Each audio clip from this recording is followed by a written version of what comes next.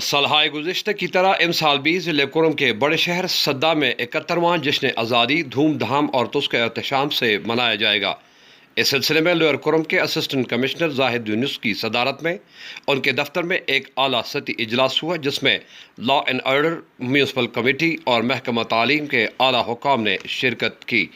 اجلاس میں فیصلہ کیا گیا کہ عید الاضحیٰ کی چھٹیوں کی وجہ سے تعلیمی ادارے بند ہوں گے اور اسکولوں میں جشن آزادی کی تقریبات کے بجائے سرکاری و قومی سطح ایک ہی جگہ پر مشترکہ پروگرام کا انعقاد کیا جائے گا۔ 14 اگست کو سرکاری وقت کے مطابق پرچم کشائی ہوگی اور قومی ترانہ پیش کیا جائے گا۔